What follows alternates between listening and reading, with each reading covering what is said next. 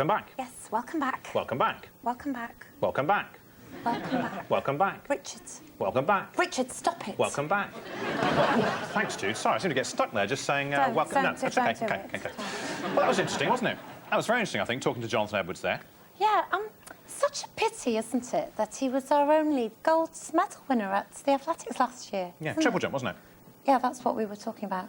Weren't you listening? No, of course. Just reiterating, reiterating. Yeah. Good of him to come in, though. Why? Where does he live? Oh, not far at all. In fact, he said it was just a hop, skip and a jump away. That's what he said. That is what he said. That's what he said. But anyway, nice man, wasn't he? Yeah, seemed to be something very spiritual about him. Well, he's a born-again Christian, isn't he, Jonathan Edwards? Oh, yeah, that's very well known, actually. Oh, right. Yeah. Funny expression, that, though, isn't it? What, born-again Christian? Yeah, because it sounds like you've been born again, you know, but you haven't actually been born again. You've just sort of rediscovered your interest in God. That's what's been born again. Exactly, yeah. Mind you, I think I actually would believe in God if I was actually born again. I wouldn't. Coming up in a minute, we'll be... actually, did I tell you my idea for how we could win more medals at those athletics things? No, but I'm sure you will. Because what I think we should do, right, if we want to win more medals, I think, for Britain, right, is to make more medals. And how would that help? Well, look, you've got gold, silver, bronze, right? OK, well, why don't you also have a tin medal and a copper medal and an aluminium medal, right? Because that would just plainly devalue... Then, right, when our bloke finishes 14th in the 15,000 metres or whatever it is, right, we wouldn't just go, oh, 14th, that's not very good, is it? We'd all go, hey, we finished 14th, that's another wool medal. That's 23 woolen medals we've won now. How about that? OK, back after this. The winner takes it all. Good morning, Sven. Oh, black boxer shorts. Very nice. Now that is my old office there. Yeah? I helped choose the decor. Red, white and blue. Patriotic. Yeah. Thought I'd be there for a while, you know, but well, you move on. And there's no point looking back. Anyway, what's that saying? Better to have loved and lost than forget the rest.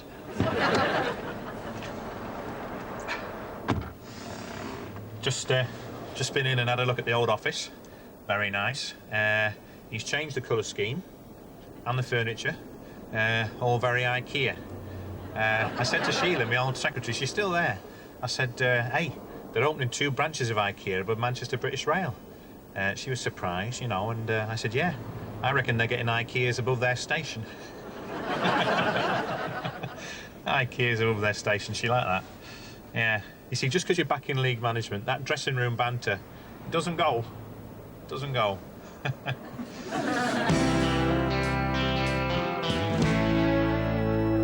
Hey, Phoebes. Hey, what's up? Ew. Oh, God. I don't know. I'm just feeling kind of, ew. Kinda, what's, oh? It's a girl thing. Oh, okay. So, are you upset because everybody's finding love except you? He asks with Ross's slightly irritating mock sincerity. No, it's not that. Okay, I know. Ross does his popular puppy dog look. Hey, that's cute. Okay, are you fed up with finding long-lost brothers and sisters that, hey, you didn't know you had? Oh, so no. Well, help me out here, will you? You know, what really bugs me is that Friends is really good, right? Right. Yeah, and we've all made films, yeah? Yeah, but isn't that a good thing? Yay! But the films have nearly all been terrible.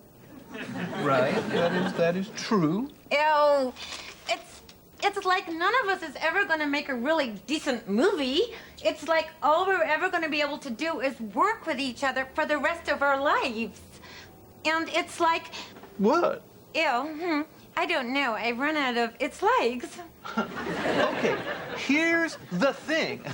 Ross does his puppy face again and puppet arms. Yeah? If Friends is really good, right? Right. Why don't we make a film version of Friends? Yeah. And we could call it, and get this, the one where they all finally make a half-decent movie. Yay! Hi, I'm Karen Keating, and welcome to Rich and Tasteless, And let's face it, you don't get more rich or tasteless than the man I'm meeting today, Prince Nazim Hamed.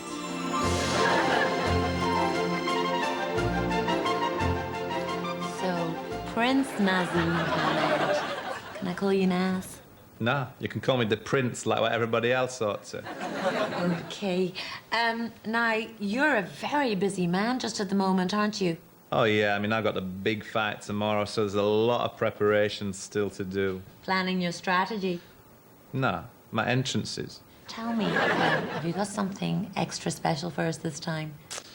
Well, I don't want to say too much about it, Caron, but basically what happens this time, yeah, is that I'm dropped from a chocolate helicopter 2 miles above the stadium. I fall by parachute to 200 feet above the ring, yeah, and then I turn into a swan, yeah, and I fly down and I land on this 1-inch square piece of golden calf skin. Then there's this wicked pyro flash. I come out of it dressed as Charlie Chaplin, yeah. I sing, my name is Tallulah from Bugsy Malone on ice skates. Then the ice melts and it's showtime, baby. It's wicked. This is a lovely room.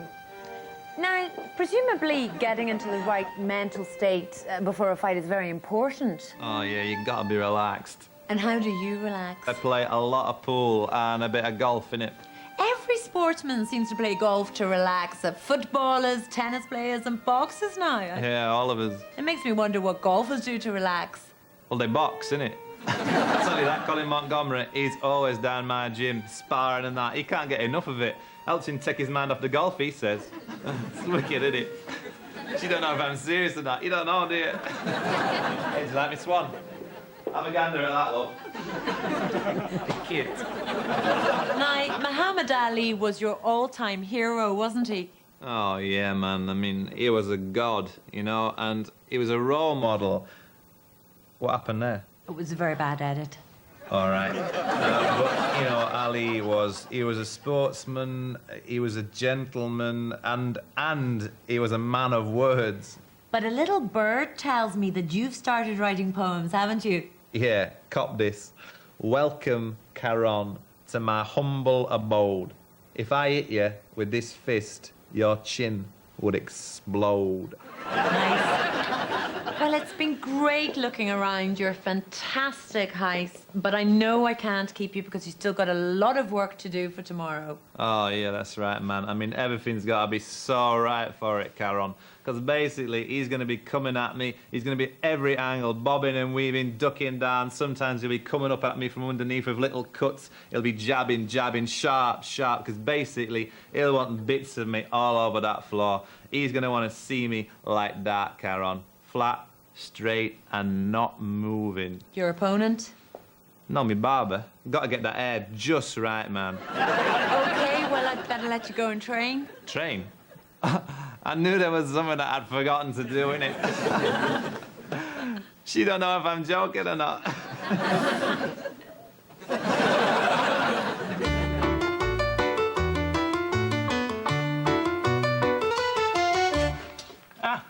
So sorry to bother you, Miss Jones. Zeta Jones. Zeta Jones, yes, of course. Did you want something, Mr. Rigsby? Oh, yes, I just wanted to apologise for having to throw that fellow out of your room last night. You see, I thought he was a dirty old man. It was my husband. Oh, so I was right. Mr. Rigsby. Well, anyway, I hope he had no hard feelings. He's not that old. Yeah. So would you like me to sponge your aspirations for you while I'm here? I beg your pardon. No, you're right. I'll come back later when you're... What's that you're reading, then, eh? It's a script. Oh, a script. Oh, marvellous. I used to dabble in the theatrical arts myself, Miss Jones. Oh, really? I didn't know you were a thespian. A thespian? Good God, no, we were Baptists. But yes, I used to tread the boards in my youth. It's hard to believe I know, Miss Jones, but you're looking at the Alec Guinness of Cradley Heath. Have I not yet shown you my Coriolanus? Not in daylight, Mr. Rigsby, no. Oh, yes, it was very highly praised, and not in daylight, yeah, very good. And I went on to strut and fret my hour upon the professional stage too, Miss Jones. Yes, oh, I remember it well. The roar of the crowd, the glitter of the lights, the cry from the back of the auditorium, full house. Oh, you mean you played the West End? You know, I was a bingo caller in West Bromwich, but anyway, what's this script you're reading then? Eh? It's a Hollywood film. A Hollywood film. Oh, A story of sex, narcotics, and murder. Sex, murder. Sounds like the average Saturday night out in the city centre. Miss Jones. Would you like me to go through your bits, Miss Jones? Mr. Rigsby. Your bits in the film, Miss Jones. Bits in the film. Very well. You read the part of Nathan Boone. He's a 30-year-old blonde businessman from Texas. 30-year-old. I was made for the part. From there, yes, OK. Carrie, oh, Carrie, I want to throw you on the bed and take you to places you've never been to before. What places, Nathan? Skegness, Scunthorpe, Southend. Oh, Mr. Rigsby. I'm sorry, Miss Jones, I couldn't resist it. Oh, Carrie, your perfume, it's driving me wild. It's filling my senses like a... Oh, it's no good, Miss Jones. Mr. Rigsby. I've got to get it off my chest, Miss Jones. Well, what is it? This burning sensation. I've had it right here for days. I've got some Rennies in the cupboard. That may help. It's not indigestion, Miss Jones. Don't you see what I'm trying to tell you? I love you, Miss Jones. Mr. Rigsby. I've loved you from the moment you put your first shilling in the meter and sat on my horsehair sofa. Mr. Rigsby, I'm a married woman. Oh, I know, but come on, I'll be honest. What's your husband got that I haven't, eh? Hey? Well, he's a multi-millionaire Hollywood actor and producer. He owns 5 homes around the world and could ensure that I live a life of untold wealth, fame and happiness for the rest of my days. Yes, but can he whistle through his teeth? Thank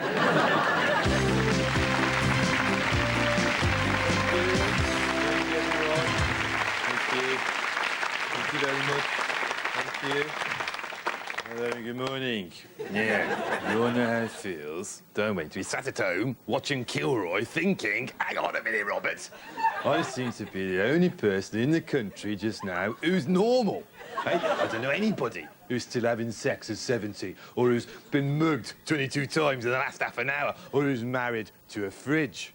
Okay, so today we're going to be redressing the balance. I'm going to be talking to some people like you, people like me, people who feel absolutely fine. Okay, right. So, Sarah, how do you feel, my love? Absolutely fine. That's great. That's lovely. I'm very happy for you. And Ronnie, hey, what about you, my friend? I'm absolutely fine. Good, lovely. And Dave, hey, what about you, mate?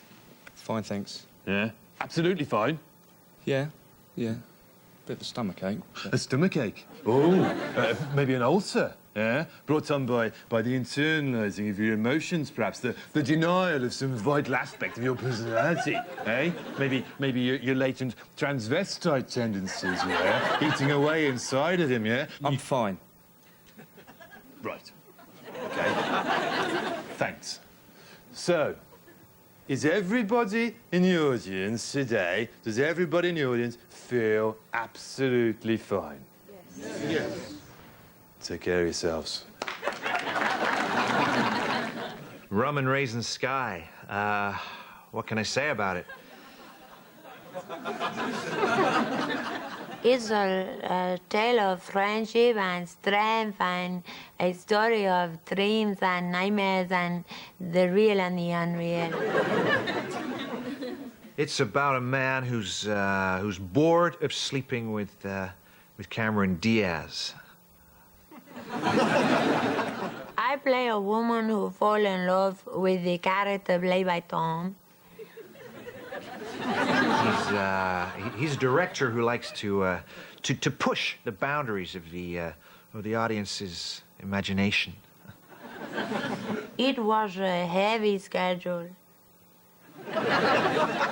Penelope is a great actress of immense integrity. I believe as an actress, it's very important to thoroughly research your parts.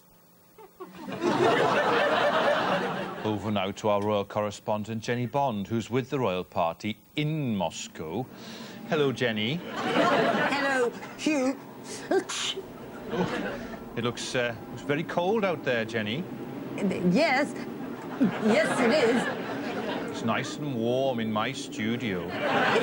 It's lovely. It's all roasty, toasty. I bet you thought you had a great job, didn't you, Jenny, eh? Following the royals all over the world. It's the same for all my little correspondents.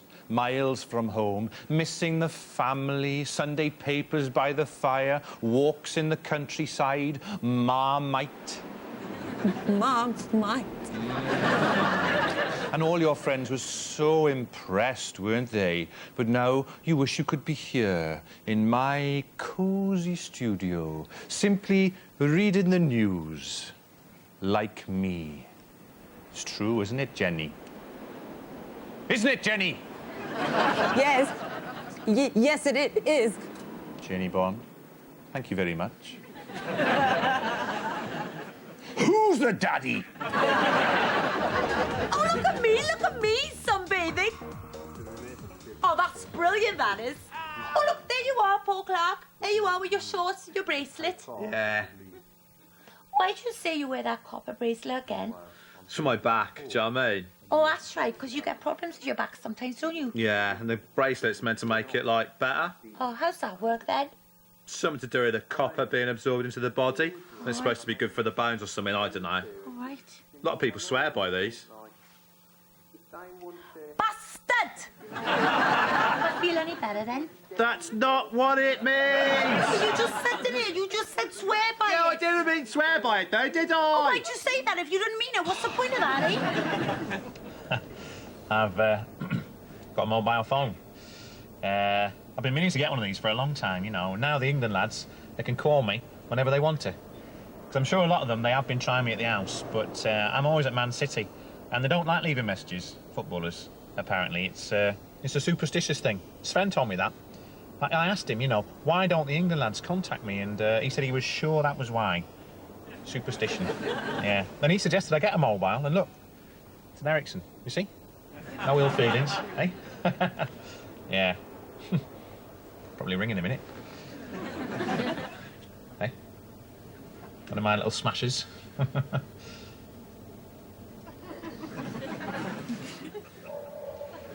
Maybe they're still training.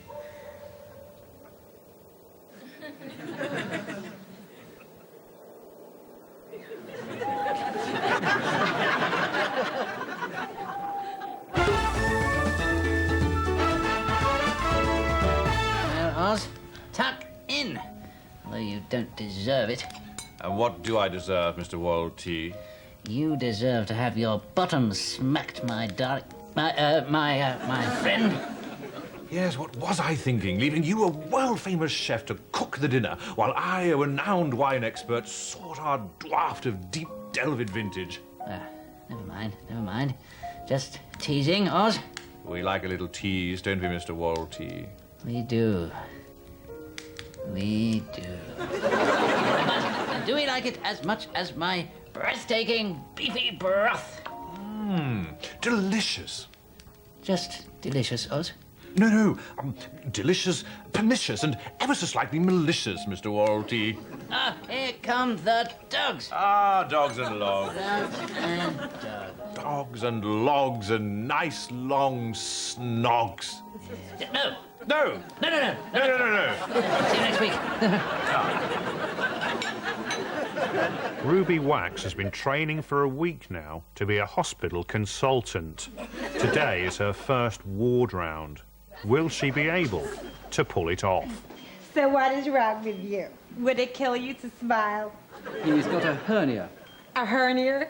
I always think that sounds like a posh girl's name. Like a hernia would definitely grow up and marry a Rupert, but it would end in a messy divorce when he came out of the closet. I'm in total pain. Like you're the only one.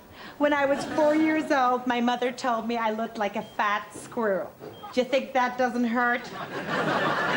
Okay, let's move on. Come on, keep up. We're walking and talking here. Pay attention. So who have we here? This is Alison. She's clinically underweight. And her problem is? Well, she's too thin. No. That is not an ailment. That is an advantage. You're talking to someone who has a behind like two schoolboys fighting under a blanket. And she wants help from me? I don't think so. Let's move on. Okay, who in here is on their last leg? Whereas Mrs. Probert's in bed 3. How ill is she? Because I want very ill. Well, let's put it this way. We've got a priest coming to visit her this afternoon. Really? Is he good looking? I love priests. Do you think he'll find me attractive? Tell me when he gets here so I can ditch the white coat. I don't want him to think that he's talking to a sack of flour. No time. I've got to fly. I'm due in theater at 3 o'clock. I'm finally getting my varicose veins done. No longer will my cast look like the road map of Croydon. Do you think she'll need these chocolates now? I think not. Anyway, I'm saving her from herself. How am I doing? Am I demanding?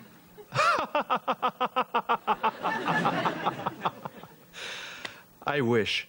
No, listen. All I need is a face cloth, and I'll bring my own toothbrush. I don't think I've asked for anything specific in my dressing room. Maybe just some fruit. All you need to make a movie is a script and a camera. I like to have some coat hangers. If there's a chair that I can hang my jacket on, I'm happy.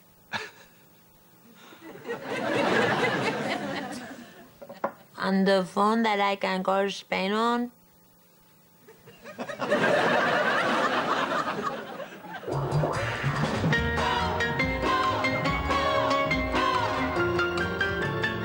I had arranged to meet a woman called Brenda. I think someone's coming. Hi, Brenda. You must be Brenda. I'm Louis Theroux from the BBC. Look, I was wondering, would it be okay with you if we came in and maybe talked? Your lunch is nearly ready, Louis. Wash your hands. Right, so, Brenda, you're my mum? Apparently. Wow. And what's this you're making? Gravy. Gravy, really? Is that popular around here? Is that something that you might make often? You always like it with your Sunday roast. Do I? Yeah. And is your husband here? Your father's in the living room. In the living room? Wow. Do you think maybe we could go in there and maybe talk to him just for a minute? I'd really appreciate that. Louis. Yeah. Get lost. I was beginning to sense a little hostility and decided it was time to move on. Mr. Theroux, hi. Hi, Mr. Theroux. Great to meet you. I'm Louis Theroux from the BBC in England. What do you mean in England? I really appreciate you showing us around. At least look around. That's great. Louis, I'm trying to read the paper. The paper. Wow. Yeah. So I don't know. Maybe I could try reading that with you. Would that be okay? Could I do that? Louis, please. Your lunch is on the table, Louis. Time for your little friends to go. I was looking forward to trying Mum's cooking, but I couldn't help feeling my time with Dad had been a disappointment. I heard that. Oh.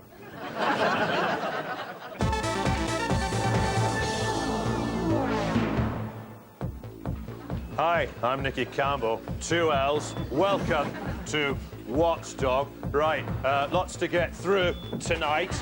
First of all, staying in hotels. A lot of you do it. A lot of you think you're paying too much for it. So, here's the Watchdog guide to how to get your money's worth. 1. Put the television on straight away. Watch every channel for at least 15 minutes. Get your money's worth. 2. Eat and drink everything on the courtesy tray, even the chocolate bourbon biscuits. They are the most disgusting biscuit in the world, but hey, they're free. 3. Put your trousers in the Corby trouser press. While you're wearing them, get a free tan at the same time.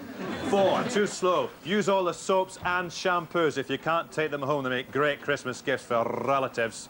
5. That's better. If you've forgotten your perfume, go down to the hotel foyer. Use the toilets. Nip in there. Put your wrist under the air freshener. There's one spray every 5 minutes. And 6. If it's a twin-bedded room, sleep in one bed for half the night. Set the alarm. Sleep in the other bed for the other half of the night. Get your money's worth. Now, Alan Francis from Coventry has called. He says, don't forget, everything in that hotel room is technically yours for 24 hours. So why not take everything out of the room, sell it at a car boot sale?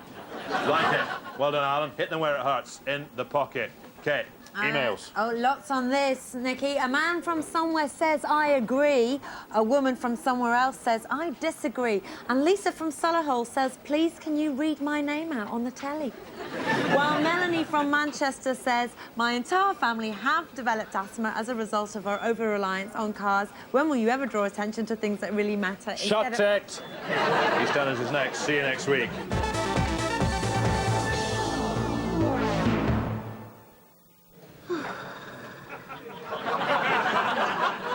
Well, I know what we need round here to get everyone smiling again. A good old knees up. Oh, no, Peggy, you mustn't do that. Why ever not? Well, because if you have a party in the Vic, someone somewhere else will be involved in a car crash or have a nervous breakdown. Or they'll leave unseen in a taxi crying. Parties aren't that bad, surely. Peggy, it's just the law of the square. That night, poor Tiff got shoved down the stairs. There was a party in the Vic. Was there? The night Mo had her bust up with Trevor. Party in the Vic. Are you sure, darling? And remember when your Phil got shot? How could I forget? Party in the Vic. You see, Peggy, every personal tragedy this square has ever known has been played out against the poignant backdrop of simultaneous celebrations in this here public house. How dare you? No, Peggy, it's quite simply the rule of aggregate misery. Look, someone in the square decides to get married. They have a party in the Vic. But you can guarantee that elsewhere in the square, someone's either been dumped, lost all their money, and/or had a threatening letter from someone in their past. Which means that, on balance, everything just gets more and more miserable. Well, I didn't realise everyone around here was so depressed. Here, I know what we need to cheer everyone up. Let's have a party. And again, Pauline. It was meant to be a celebration, the last match at Wembley. I'd been getting it ready all morning, cleaning the terraces, mowing the lawn, and then the rain came down and spoiled everything. And I often think, you know, if it hadn't rained that day, if that ball hadn't slipped under young David's lunge, you know, it might all have been different. But it was like they all wanted it to end so they could be with someone else. It was like they wanted it to get so awkward for me that in the end I was the one who had to say, you know, this isn't working. We'd be better off without each other. I'm just a little bit short at this level. I was getting no authority, and then there was laughter. I thought that was inappropriate, so I left. Just walked away. No one will ever know how hard it was for me leaving Wembley that day, how very hard. Because the traffic on the A41 was a nightmare. Couldn't quite put that chance away, but England, you have to say, really do look mighty. They're really turning on the scale now. Oh, my God! Paul Clark! All right, H. Want a nice cup of tea? Do you know what I mean? Yeah? Cucumber sandwich, scone and jam. What's all this in need of, then? Well, you said the other day, didn't you, that now we've got a bit more money, yeah, we should start thinking about getting into some more property. So? No, I said property, not property. Well, it's your accent. What do you mean it's my accent? They It's totally sound different the thing. same. Property, a They- property. yeah. You try living in a fairy cake. I don't want to live in a teapot. Why? Open your door! Open your door! Open your door! Get off!